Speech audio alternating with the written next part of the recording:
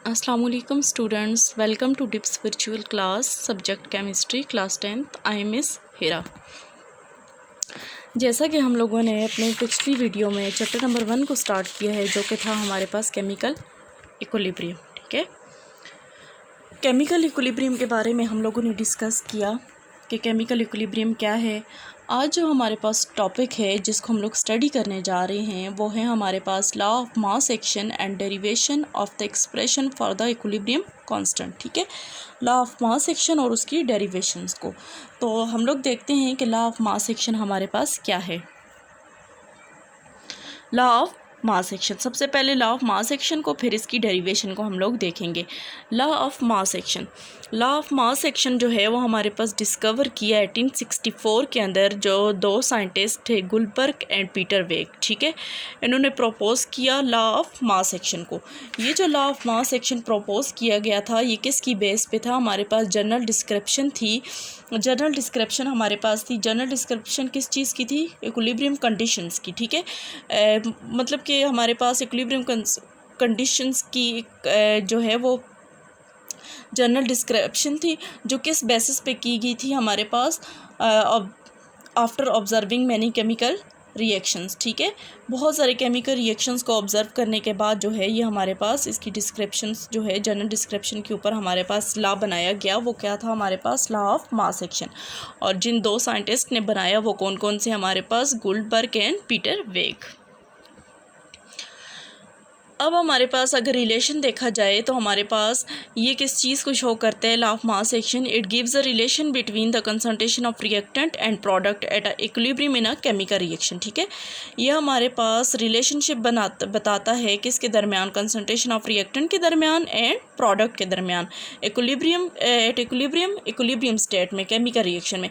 जब भी हमारे पास कोई भी केमिकल रिएक्शन होगा उसमें जो इक्विलिब्रियम स्टेट होगी वहाँ पे ये हमें जो है वो रिलेशनशिप बताएगा किसके दरमियान? Concentration of reactant and product के दरमियान। ठीक है, यहाँ तक क्लियर हुआ कि हम लोगों ने कहा कि लॉ ऑफ मास एक्शन को दो साइंटिस्ट थे हमारे पास, केमिस्ट थे गुलबर्ग एंड पीटर वेग, जिन्होंने 1864 में डिस्कवर किया।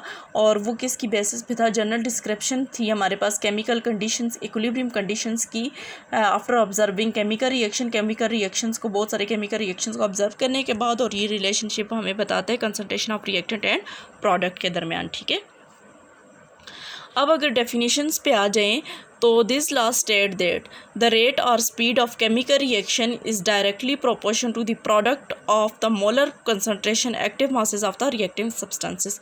कि हमारे पास जो रेट ऑफ केमिकल रिएक्शन है वो डायरेक्टली प्रोपोर्शन है किसके? Product of the molar concentration active mass के रिएक्टिंग सब्सटेंस के अंदर। ठीक है, अब कैसे हमारे पास देखते हैं। अब हम लोगों ने यहाँ पे टर्म यूज़ की एक्टिव मास। एक्टिव मास किस चीज़ को रिप्रेजेंट कर रहे हैं? Concentration of reactant and product को for dilute solution and expressed in terms of square bracket. ठीक है, कि ये हमारे पास किस चीज़ को शो कर रहे हैं?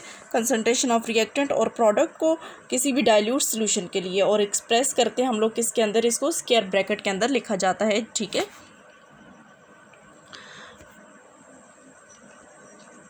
अब हमारे पास जनरल रिएक्शन अगर हम लोग एक देखें तो देखिए हमारे पास कोई भी जनरल रिएक्शन ये हो सकता है कि A + B it will gives a C + D।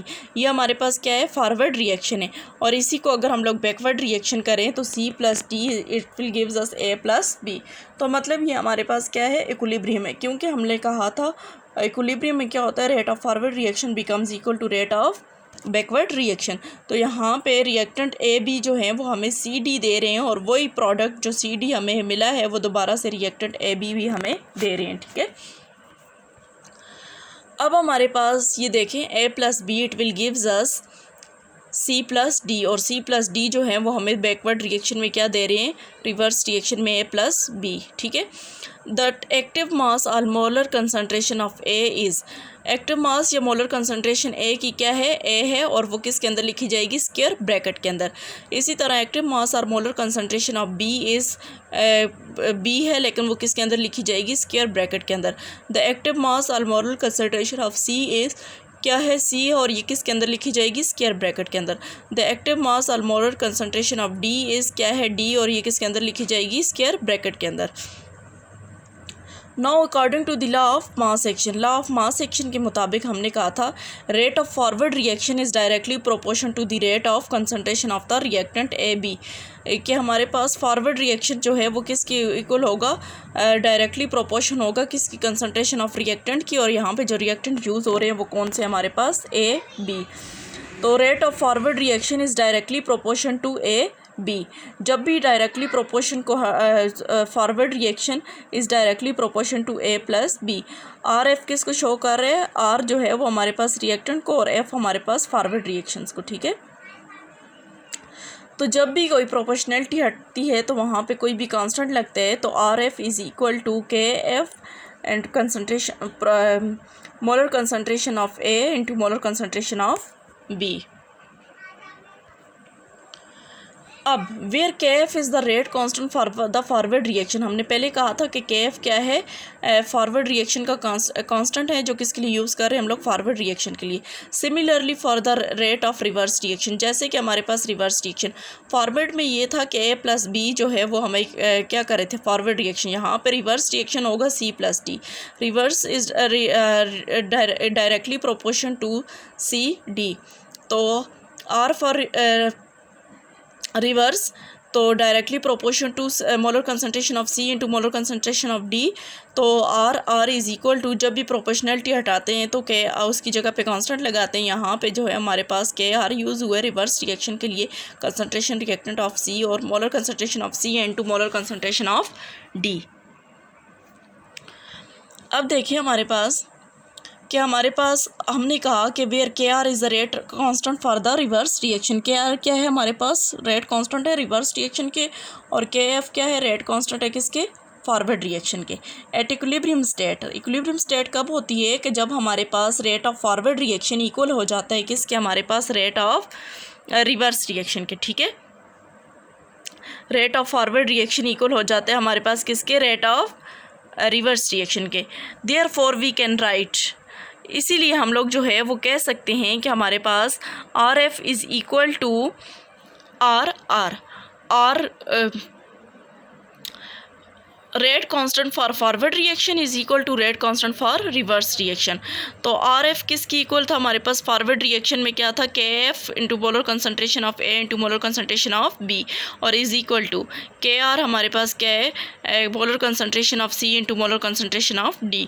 दस from the above consideration it is clear that the rate of reaction is proportional to the molar concentration of the reactant, के rate of reaction किसकी इक्वल है हमारे पास, molar concentration of reactant के इक्वल है, ठीक है। अब यहाँ तक था हमारे पास क्या चीज़, लॉ ऑफ मास एक्शन।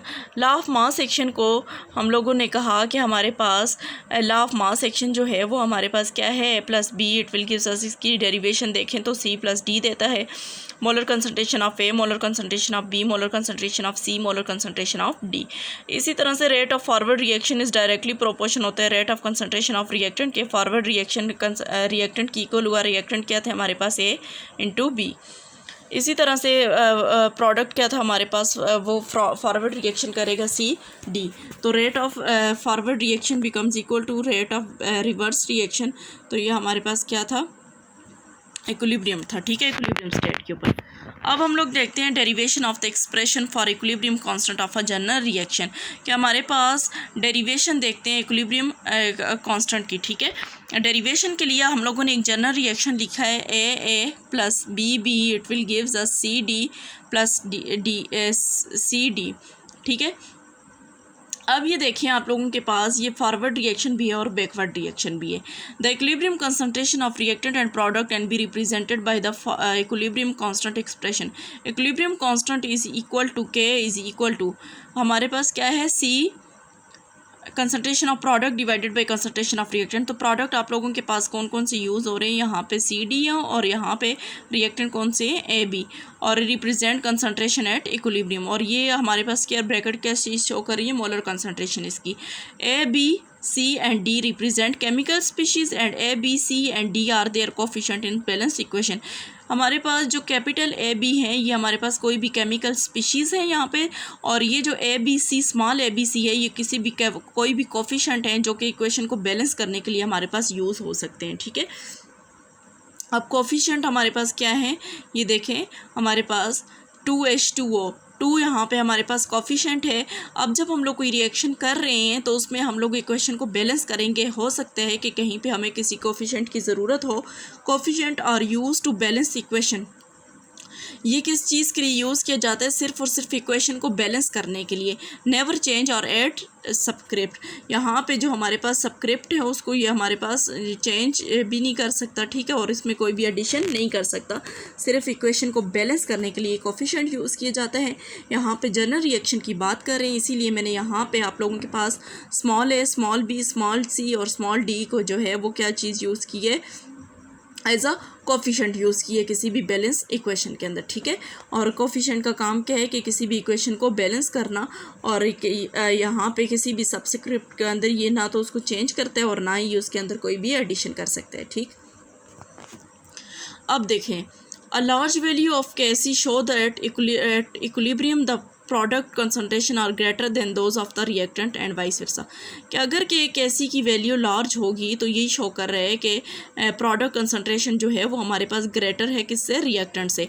और अगर Kc की वैल्यू हमारे पास स्मॉल है तो वो ये शो करता है वाइस वर्सा, इसके उलट चले जाएं कि या Kc अगर स्मॉल लार्ज है तो वो ये शो कर रहा है कि हमारे पास जो है वो प्रोडक्ट कंसंट्रेशन ग्रेटर है, ठीक है, प्रोडक्ट की कंसंट्रेशन ग्रेटर है प्रोडक्ट रिएक्टेंट के मुकाबले में। और अगर Kc की वैल्यू स्मॉल हो जाए तो इट्स मीन्स के कंसंट्रेशन ऑफ रिएक्टेंट जो है वो product than those of the product, ठीक है। कंसंट्रेशन ऑफ रिएक्टेंट Kc ज़्यादा है तो किसकी कंसंट्रेशन ज़्यादा है, प्रोडक्ट की कंसंट्रेशन ज़्यादा है किसकी, रिएक्टेंट की कंसंट्रेशन से।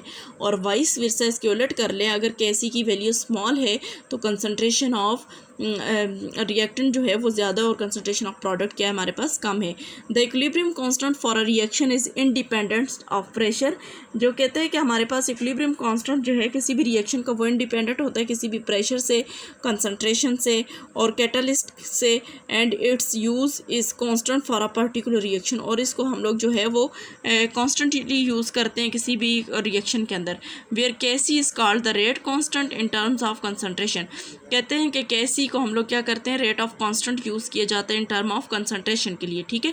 K फॉर कांस्टेंट और C फॉर कंसंट्रेशन, जैसे K फॉर कांस्टेंट और R फॉर फॉरवर्ड रिएक्शन, जैसे था K फॉर कांस्टेंट और R फॉर रिवर्स रिएक्शन। इसी तरह यहाँ पे K for constant and C for concentration, ठीक है, इन टर्म्स ऑफ कंसंट्रेशन। यहाँ पे हमारे पास एक एग्जांपल है जिसमें लिखा हुआ है when an equilibrium constant expression for the reaction of nitrogen and hydrogen to form ammonia. कि हमारे पास नाइट्रोजन और हाइड्रोजन मिलते हैं और हमारे पास क्या बनाते हैं, अमोनिया बनाते हैं।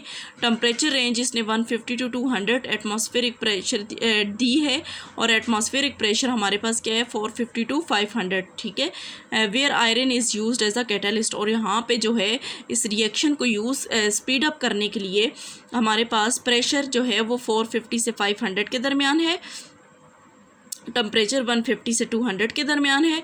और जो कैटालिस्ट यूज़ किया जा रहा है जो इस रिएक्शन को स्पीड अप करेगा, जो नाइट्रोजन और हाइड्रोजन को अमोनिया के अंदर चेंज करेगा, वो कौन सा है हमारे पास, कैटालिस्ट आयरन है, ठीक है। N2 + 3H2। तो ये हमारे पास नाइट्रोजन और हाइड्रोजन ने मिल के क्या बनाया, हमारे पास अमोनिया बनाया। अब हम लोग कैसे लिखते हैं कि हम लोगों ने पीछे भी लिखा था, कैसी लिखने का तरीका ये है, Kc is equal to concentration of product divided by concentration of reactant. जो हमारे पास कोफिशिएंट होता है वो हमारे पास इसकी पावर बन जाती है। जैसे हमारे पास 2NH3 है तो NH3 हमारे पास जो है वो मोलर कंसंट्रेशन है और 2 इसका क्या है, हमारे पास कोफिशिएंट पावर है, ठीक है, जो कोफिशिएंट था वो इसकी पावर है। इसी तरह से N2 और 3H2 था तो H2 वही है और 3 उसका जो कोफिशिएंट उसकी क्या है, हमारे पास पावर है। ये हमारे पास कैसी लिखने का तरीका है, when the concentration of product divided by concentration of reactant. आप लोगों के पास होम टास्क ये है कि ये नाइट्रोजन और ऑक्सीजन मिलके हमारे पास नाइट्रोजन ऑक्साइड बना रहे हैं। इसी तरह से हमारे पास सल्फ़र और ऑक्सीजन मिलके सल्फ़र ट्राईऑक्साइड बना रहे हैं, ठीक है। फास्फोरस क्लोराइड प्लस क्लोरीन मिलके पेंटाक्लोराइड बना रहे हैं। तो ये रिएक्शंस आप लोगों ने जो है इनका अपने पास इक्विलिब्रियम कांस्टेंट लिखना है कि कैसे लिखा जाता है। तो आप लोगों को पता होना चाहिए कि कैसे लिखने के लिए किसी भी रिएक्शन को concentration of product divided by concentration of reactant होता है। तो कंसंट्रेशन ऑफ प्रोडक्ट यहाँ पे हमारे पास नाइट्रोजन डाइऑक्साइड की क्या है, है कि हमारे पास NO मोलर कंसंट्रेशन और इसकी पावर हमारे पास क्या आ जाएगी, 2 आ जाएगी। ये था आज का हमारा लेक्चर, जिसमें हम लोगों ने पढ़ा है लॉ ऑफ मास एक्शन क्या है, और इसके बाद हम लोगों ने लॉ ऑफ मास एक्शन की डेरिवेशन को देखा, और उसके बाद हम लोगों ने देखा कि हमारे पास एक एक्सप्रेशन फॉर इक्विलिब्रियम कांस्टेंट, किसी भी जनरल रिएक्शन के लिए क्या एक्सप्रेशन होंगे, कैसे इक्विलिब्रियम कांस्टेंट लिखा जाएगा, तो वो सारा हम लोगों ने अपनी इस वीडियो के अंदर डिस्कस किया है। ठीक है।